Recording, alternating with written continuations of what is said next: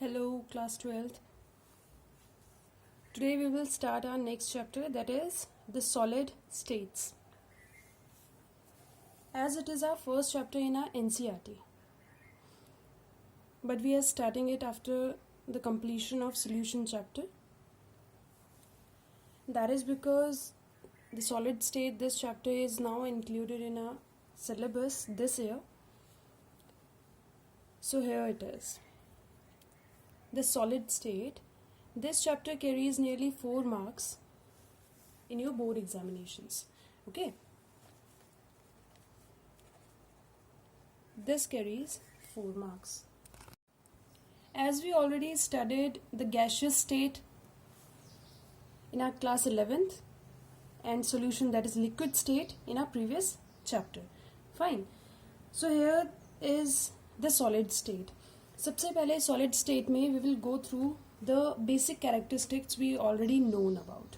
Okay. तो solid state के basic characteristics क्या होते हैं जो छोटी क्लासेस में भी हम already पढ़ चुके हैं.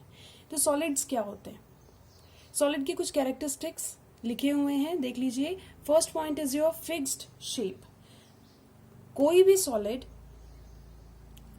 का characteristic है, उसका वो होगा, उसका फिक्स्ड शेप होगा. Fine. And second is fixed volume. ये 2 कैरेक्टरिस्टिक्स इंपॉर्टेंट हैं. फिक्स्ड शेप होता है और फिक्स्ड वॉल्यूम होता है. Next is your their particles are closely packed. जब भी हम सॉलिड स्टेट्स के बारे में बात करते हैं तो उनके जो भी पार्टिकल्स होंगे, पार्टिकल्स मीन्स एटम्स होंगे या मॉलिक्यूल्स होंगे, कोई भी सॉलिड है आपका, ठीक है, वो क्या होते हैं? क्लोजली पैक्ड होते हैं. क्लोजली पैक्ड का मतलब क्या होगा? उनके बीच में intermolecular force of attraction will be very high. ठीक है. अगर कोई भी आप सॉलिड ले रहे हैं, इसके जो एटम्स हैं ये क्लोजली पैक्ड होंगे. अगर ये क्लोजली पैक्ड होंगे, ये क्लोजली पैक्ड कब होंगे? हमें पता है कि कोई भी एटम्स के बीच में क्या होता है? इंटरमॉलिक्यूलर फोर्स ऑफ अट्रैक्शन होता है. 2 मॉलिक्यूल्स या 2 एटम्स के बीच में इंटरमॉलिक्यूलर फोर्स होता है, फोर्स ऑफ अट्रैक्शन होता है. ठीक है. फोर्स ऑफ अट्रैक्शन होगा तो क्या होगा? वो आपस में बाइंड रहेंगे अच्छे से. ठीक है. तो अगर ये क्लोजली पैक्ड हैं तो वो किस वजह से हैं? Because of high intermolecular force of attraction. अगर ये इनके बीच में अच्छा इंटरमॉलिक्यूलर फोर्स ऑफ अट्रैक्शन है तो space will be less. Space क्या होगा? इनके बीच में जो स्पेस है, गैप्स हैं, वो कम होंगे क्योंकि स्ट्रॉन्ग इंटरमॉलिक्यूलर फोर्स है. इस वजह से अगर इनमें इंटरमॉलिक्यूलर फोर्स ज्यादा है तो ये उतने ही हार्ड और रिजिड भी होंगे. ठीक है. इंटरमॉलिक्यूलर फोर्स की वजह से इनमें रिजिडिटी और हार्डनेस आती है. फाइन. अब देखिए, किसी भी सॉलिड को अगर ये हार्ड हैं, सॉलिड्स जो होते हैं वो हार्ड होते हैं, रिजिड होते हैं, तो आप उसे कंप्रेस भी नहीं कर पाएंगे. जैसे आपको पता है मॉलिक्यूल्स जो सॉल्यूशन के होंगे, मतलब लिक्विड के होंगे या जो गैस के होंगे, उनके मॉलिक्यूल्स थोड़े गैप में होते हैं और गैप में होने की वजह से उन्हें कंप्रेस किया जा सकता है. लिक्विड को फिर भी नहीं किया जा सकता, लेकिन गैसेस में जो इंटरमॉलिक्यूलर स्पेस है वो ज्यादा होता है जिसकी वजह से उन्हें कंप्रेस किया जा सकता है. जबकि सॉलिड में इंटरमॉलिक्यूलर फोर्स ऑफ अट्रैक्शन ज्यादा है और इंटरमॉलिक्यूलर स्पेस कम है. स्पेस कम होने की वजह से क्या होगा? वो अनकंप्रेसिबल होते हैं. ठीक है. तो solids are incompressible. These are the characteristics we already know about, isn't it? Solid state का आपका जो फर्स्ट टॉपिक है that is your classification of solids. ठीक है. तो क्लासिफिकेशन ऑफ सॉलिड्स में बेसिकली हम 2 बेसिस में इसका क्लासिफिकेशन पढ़ेंगे. सबसे पहला बेसिस होगा आपका ऑर्डर ऑफ अरेंजमेंट, मतलब जो पार्टिकल्स हैं वो किस तरीके से अरेंज हैं. ठीक है. तो उस बेसिस पे हम क्लासिफिकेशन करेंगे. और सेकंड होगा इंटरमॉलिक्यूलर फोर्सेस के बेसिस पे. इंटरमॉलिक्यूलर फोर्सेस मतलब जो आपने पहले भी पढ़े होंगे, जैसे आपका कोवेलेंट हो गया, आयनिक हो गया. ठीक है. जिस तरीके की बॉन्डिंग होगी, जिस तरीके के फोर्सेस उसमें इन्वॉल्व होंगे, उसके बेसिस पे हम डिवाइड करेंगे. ठीक है. तो 2 बेसिस मैंने आपको बता दिए क्लासिफिकेशन के बेसिस. फर्स्ट क्लासिफिकेशन का बेसिस क्या है? Order of arrangement. और सेकंड है इंटरमॉलिक्यूलर फोर्स. ठीक है. तो सबसे पहला है आपका on the basis of order of arrangement of particles. ठीक है. Arrangement of particles, that means जो उसमें एटम्स है वो किस तरीके से अरेंज्ड हैं उसके बेसिस पे अगर हम इसे देखें तो ये दो टाइप्स में हम सॉलिड्स को डिवाइड करते हैं। दो टाइप के सॉलिड्स आपके पास होते हैं अगर आप मॉलिक्यूलर अरेंजमेंट के हिसाब से देखें तो, ठीक है। तो सबसे पहला है आपका crystalline solid and second is your amorphous solid. Fine, देखिएगा सबसे पहले मैं आपको एक चीज बता दूं कि ये जो चैप्टर है ये कंप्लीटली इमेजिनेशन बेस्ड है, ठीक है। तो अपने दिमाग आपको खुले रखने पड़ेंगे जब आप ये चैप्टर पढ़ रहे हैं तो, ठीक है, क्योंकि ये 3D चैप्टर है। ये कंप्लीट जो चैप्टर है वो 3D चैप्टर है, तो इसमें इमेजिनेशन आपकी लगेगी। फाइन, देखिए तो सबसे पहले हम देखते हैं क्रिस्टलाइन सॉलिड। क्रिस्टलाइन सॉलिड और एमॉर्फस सॉलिड दो में हमने सॉलिड्स को डिवाइड कर दिया on the basis of arrangement of particles. Fine, तो सबसे पहले देखते हैं हम क्रिस्टलाइन सॉलिड। तो क्रिस्टलाइन सॉलिड जो होता है वो रेगुलर 3D अरेंजमेंट होता है। क्या होता है? Regular 3D arrangement. 3D regular arrangement का मतलब क्या है? एक प्रॉपर फॉर्म में जो एटम्स हैं वो क्या होंगे? अरेंज होंगे। जैसे कि अगर जैसे जो दो मॉलिक्यूल्स हैं उनके बीच की दूरी जो है, जो डिस्टेंस है, दैट विल बी फिक्स्ड, ठीक है। एक प्रॉपर अरेंजमेंट में वो होंगे। फाइन, लेकिन एमॉर्फस में क्या होता है? Not a proper and regular arrangement. एक प्रॉपर अरेंजमेंट उसमें नहीं होता। फाइन, जबकि क्रिस्टलाइन में क्या होता है? एक रेगुलर अरेंजमेंट होता है, ठीक है। अगर रेगुलर अरेंजमेंट है तो वही रेगुलर अरेंजमेंट काफी लॉन्ग चेन में फॉर्म होता है। सपोज ये आपका एक एटम है, ये आपका एक एटम है, ये एक प्रॉपर डिस्टेंस में है, तो ये एक रेगुलर फॉर्म हो गया।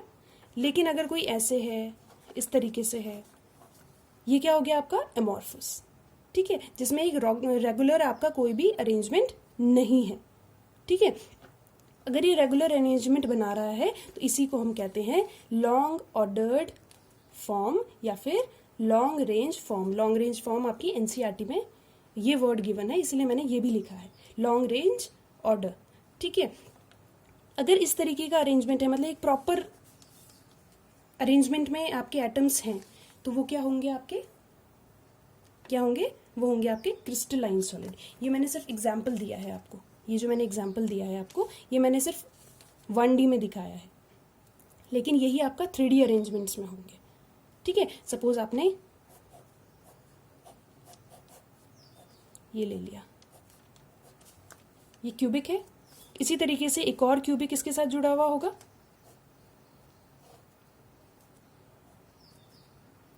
कुछ इस तरीके से, ये हो गया। इसी तरीके से एक और क्यूबिक आगे जुड़ा होगा, एक और क्यूबिक, तो ये क्या करेगा? एक लॉन्ग फॉर्म बना लेगा। तो ये क्या है? एक क्रिस्टलाइन फॉर्म है, जबकि एमॉर्फस की ऐसी कोई भी स्ट्रक्चर नहीं होता, एक रेगुलर अरेंजमेंट नहीं होता। आया समझ में इतना? तो इसीलिए एमॉर्फस को और क्या कहते हैं हम? Short range order. इनमें कोई अरेंजमेंट नहीं होता, इसीलिए ये शॉर्ट रेंज ऑर्डर भी होते हैं, कहे जाते हैं। फाइन, क्रिस्टलाइन को हमने क्या बोला? लॉन्ग रेंज ऑर्डर, ठीक है।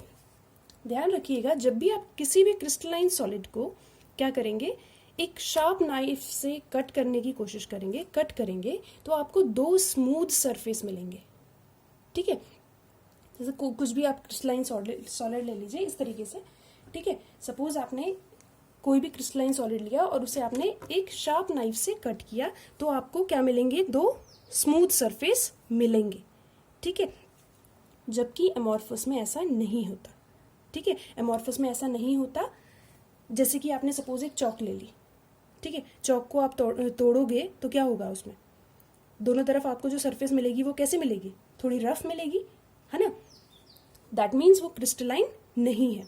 लेकिन अगर आप कोई भी क्रिस्टलाइन सॉलिड लोगे, क्रिस्टलाइन सॉलिड में आपका आ जाएगा, जैसे जो NaCl को तो खैर आप कट नहीं करोगे, लेकिन जैसे आपका डायमंड हो गया, ठीक है, डायमंड को अगर आप कट करोगे तो आपको जो दो स्मूथ सरफेस में जो सरफेसेस मिलेंगी, new surfaces, that will be smooth, ठीक है। इतना है समझ में? अब देखिएगा, नेक्स्ट है आपका sharp melting point. Next point देखिएगा, शार्प मेल्टिंग पॉइंट और range at which they melt. That means crystalline solids की शार्प मेल्टिंग पॉइंट होती है। सपोज हमने कोई भी क्रिस्टलाइन सॉलिड ले लिया, उसका मेल्टिंग पॉइंट है 150 डिग्री सेल्सियस। मैं मान के चल रही हूँ, जस्ट टेक एन एग्जाम्पल, ठीक है। 150 डिग्री सेल्सियस उसका क्या है, मेल्टिंग पॉइंट है। अगर 150 डिग्री सेल्सियस उसका मेल्टिंग पॉइंट है, दैट मीन्स अगर 149 पे भी टेम्परेचर पहुंचेगा तो वो मेल्ट नहीं होगा। जब वो एग्जैक्टली 150 पे पहुंचेगा तब कंप्लीट सॉलिड जो है वो मेल्ट हो जाएगा। That means it has sharp melting point, ठीक है। वो 51 पे भी मेल्ट नहीं हो रहा है, वो 49 पे भी मेल्ट नहीं हो रहा है, वो किस पे हो रहा है, 150 अगर उसका मेल्टिंग पॉइंट है तो वो 150 पे ही मेल्ट होगा, ना उससे पहले ना उसके बाद। ये होता है शार्प मेल्टिंग पॉइंट। इतना आया समझ में। नेक्स्ट चलते हैं। Next is your amorphous. Amorphous में क्या लिखा हुआ है, एमॉर्फस में लिखा है आपका कि इसमें क्या होता है, range at which they melt. Range होता है उनका। सपोज कोई भी एमॉर्फस आप सॉलिड ले रहे हैं, ठीक है, उसका एक रेंज आपको गिवन होता है। उसमें कोई शार्प मेल्टिंग पॉइंट नहीं होता कि ये नहीं बताया जाएगा कि 150 डिग्री सेल्सियस पे ये मेल्ट हो जाएगा, नहीं। उसके लिए हम रेंज देखते हैं, यानी कि ये 145 से 155 तक मेल्ट होगा। दैट मीन्स अगर 145 पे ये पहुंचा तो वो धीरे धीरे मेल्ट होना स्टार्ट होगा, 150 तक भी वो थोड़ा बहुत मेल्ट होगा और 155 तक जाते जाते वो पूरा मेल्ट होगा। That means it is a range of melting point. इतना आया समझ में। तो ये होता है amorphous solid. Next is your sharp and characteristic enthalpy of fusion. सबसे पहले तो ये समझिए कि एंथैल्पी ऑफ फ्यूजन होता क्या है। एंथैल्पी ऑफ फ्यूजन होता है when solid converts into liquid, ठीक है। देखिएगा, sharp and characteristic enthalpy of fusion, यानी कि जो आपके क्रिस्टलाइन सॉलिड्स होते हैं उनके क्या होते हैं, जैसे कि अभी मैंने शार्प मेल्टिंग पॉइंट बताया, उसी तरीके से एंथैल्पी ऑफ फ्यूजन भी आपका क्या होगा, शार्प होगा। क्रिस्टलाइन सॉलिड्स का जिस तरीके से शार्प मेल्टिंग पॉइंट होता है उसी तरीके से शार्प एंथैल्पी ऑफ फ्यूजन भी होता है। जबकि अगेन एमॉर्फस में क्या होता है, इस तरीके से हमें कोई भी शार्प एंथैल्पी ऑफ फ्यूजन नहीं मिलता। इतना आया समझ में। नेक्स्ट एंड इंपॉर्टेंट, इसे स्टार मार्क भी कर लेना। एनआइसोट्रॉपिक crystalline solids are anisotropic whereas amorphous solids are isotropic। anisotropic और isotropic का क्या मतलब है, इसके लिए एक एग्जाम्पल लेते हैं। सपोज आपकी असेंबली है, असेंबली में आपने लाइंस फॉर्म कर रखी है, प्रॉपर आप एक लाइन में हैं, ठीक है। अगर आप एक प्रॉपर लाइन में हैं तो अगर उस असेंबली को आप जिस भी डायरेक्शन से देखेंगे आपको लाइन का अरेंजमेंट अलग अलग मिलेगा, ठीक है। जिस तरीके से एक असेंबली है उसमें इस तरीके से सब खड़े हो रखे हैं, हाइट वाइज खड़े हो रखे हैं। अगर आप यहां से देखेंगे तब आपको ये अलग तरीके से दिखेगा, यहां से देखेंगे तो अलग तरीके से दिखेगा, यहां से ऑब्जर्व करेंगे तो अलग तरीके से दिखेंगे, और यहां से देखोगे तो भी अलग तरीके से अरेंजमेंट आपको दिखाई पड़ेगा, ठीक है। तो इसे बोल रहे हैं हम एनआइसोट्रॉपिक, यानी किसी भी डायरेक्शन से आपको सेम अरेंजमेंट नहीं मिल रहा। जबकि एमॉर्फस में क्या होता है, ध्यान रखिएगा, एमॉर्फस में क्या होता है, आइसोट्रॉपी होती है। जिस तरीके से एक फुटबॉल ग्राउंड में अगर बच्चे खेल रहे हैं, ठीक है, तो अगर आप किसी भी डायरेक्शन से देखोगे तो आपको वो रेंडमाइज ही दिखेंगे, ठीक है। किसी भी डायरेक्शन से देखोगे आप वो उन्हें रेंडमाइज ही फील करोगे। तो यानी कि हर डायरेक्शन से वो क्या दिख रहे हैं, एक जैसे दिख रहे हैं, तो वो है आपकी आइसोट्रॉपी। लेकिन एनआइसोट्रॉपी क्या होगा, अगर कोई वेल अरेंज्ड फॉर्म में है तो उसे अगर आप डिफरेंट डायरेक्शन से देखोगे तो उनका स्ट्रक्चर डिफरेंट दिखेगा। आया समझ में। जैसे कि आपका डायमंड है, डायमंड को अगर आप अलग अलग डायरेक्शन से देखोगे तो उसकी अलग अलग प्रॉपर्टीज आपको दिखने के लिए मिलेंगी। उनका स्ट्रक्चर आपको अलग अलग दिखेगा। नीचे से देखोगे तो अलग दिखेगा, ऊपर से देखोगे तो अलग आपको उसकी शाइन मिलेगी, उसके जो रिफ्रैक्टिव इंडेक्स है वो अलग मिलेगा, ठीक है। लेकिन आइसोट्रॉपिक में एमॉर्फस में ऐसा नहीं होता। एमॉर्फस में आपको आइसोट्रॉपी ही मिलती है। जिस भी डायरेक्शन से देखोगे आपको मॉलिक्यूल्स या एटम्स जो भी उसकी प्रॉपर्टीज है वो क्या मिलेंगी, सेम ही मिलेंगी। इतना आया समझ में। नेक्स्ट देखिए क्रिस्टलाइन सॉलिड। क्रिस्टलाइन सॉलिड्स को हम ट्रू सॉलिड्स कहते हैं। क्या बोलते हैं? ट्रू सॉलिड्स, क्योंकि इनका वेल स्ट्रक्चर होता है, एक प्रॉपर स्ट्रक्चर होता है, 3D फॉर्म में होता है, रेगुलर अरेंजमेंट होता है, इस वजह से हम इसे क्या बोलते हैं? True solids. Whereas amorphous solids are pseudo solids. इससे रिलेटेड बेटा क्वेश्चन भी बनता है, ठीक है। तो जो आपका एमॉर्फस होते हैं, amorphous solids are pseudo solids या फॉल्स सॉलिड्स। क्यों बोलते हैं हम इन्हें फॉल्स सॉलिड्स? स्यूडो सॉलिड्स मतलब, स्यूडो मतलब फॉल्स, ठीक है। वो फॉल्स सॉलिड्स हम इन्हें क्यों बोलते हैं? क्योंकि इनका कोई रेगुलर अरेंजमेंट नहीं होता, ठीक है। इससे रिलेटेड अभी आपको एक और चीज में नेक्स्ट जो ये नीचे क्वेश्चन लिखा है उस पर बताऊंगी मैं आपको, ठीक है। अब एग्जाम्पल देख लेते हैं। क्रिस्टलाइन सॉलिड का एग्जाम्पल होता है क्वार्ट्ज। क्वार्ट्ज ये समझ लीजिए एक क्रिस्टलाइन सॉलिड का एक टाइप है, ठीक है। और क्रिस्टलाइन सॉलिड में आप ले सकते हैं शुगर, ले सकते हैं NaCl, ले सकते हैं डायमंड, ले सकते हैं। These all are crystalline solids. लेकिन एमॉर्फस में क्या होगा? प्लास्टिक, ग्लास एक्सेट्रा, ठीक है, ये सारे होते हैं। अच्छा, ग्लास से रिलेटेड आपका एक क्वेश्चन आता है। ये क्वेश्चन आपका पूछा जाता है, देखिएगा क्या है इसमें। Why is glass considered as super cooled liquids? जो ग्लास होते हैं उन्हें हम सुपर कूल्ड लिक्विड्स क्यों कहते हैं, या फिर फॉल्स सॉलिड्स या स्यूडो सॉलिड्स क्यों कहते हैं? इससे रिलेटेड आपका क्वेश्चन आता है। तो देखिएगा ऐसा क्यों होता है। जब भी आप एंशिएंट बिल्डिंग्स में जाएंगे, जैसे किसी भी आप जो बहुत पुरानी बिल्डिंग्स हैं उनमें जाएंगे, उनमें जो विंडोज होते हैं उसमें जो शीशा लगा होगा, जो ग्लास लगा हुआ होगा, उसमें आप देखेंगे, अगर आप ध्यान से देखें तो जो उसका अपर साइड होता है, ऊपर का जो साइड होता है वो आपको थिन मिलेगा, पतला मिलेगा, जबकि बॉटम जो है वो ब्रॉड मिलता है। यानी कि जो बॉटम है वो फिक्स्ड रहेगा और ऊपर का जो ग्लास होता है वो थिन होता है। ऐसा क्यों होता है? ऐसा इसीलिए होता है क्योंकि ये रेंडमाइज्ड फॉर्म में होते हैं। जैसे कि मैंने आपको बताया कि एमॉर्फस क्या होते हैं? रेंडमाइज्ड फॉर्म में, इनका कोई फिक्स्ड स्ट्रक्चर नहीं होता, जिसकी वजह से इनमें एक फ्लोइंग टेंडेंसी होती है, ठीक है। ये ग्लास में देखी जाती है। It is because glass does not form a crystalline structure. एक फिक्स्ड 3D स्ट्रक्चर नहीं होता, but instead forms an amorphous solid. जबकि ये क्या होते हैं? एक एमॉर्फस सॉलिड्स होते हैं। That allows molecules in the material to continue to move. क्या होता है उनमें? मूवमेंट होता रहता है। मूवमेंट मतलब एक फ्लूइडिटी होती है उनमें, जिसकी वजह से जो मॉलिक्यूल्स या जो एटम्स हैं वो धीरे धीरे फ्लो होते हैं। और अच्छा, इसका मतलब ये नहीं है कि उनका जो उनकी फ्लोइंग टेंडेंसी होगी वो बहुत ज़्यादा होती है, नहीं। ये यूजुअली बहुत साल लगा देती है, 30-35 साल, बहुत ज़्यादा टाइम लगाता है ये, ठीक है।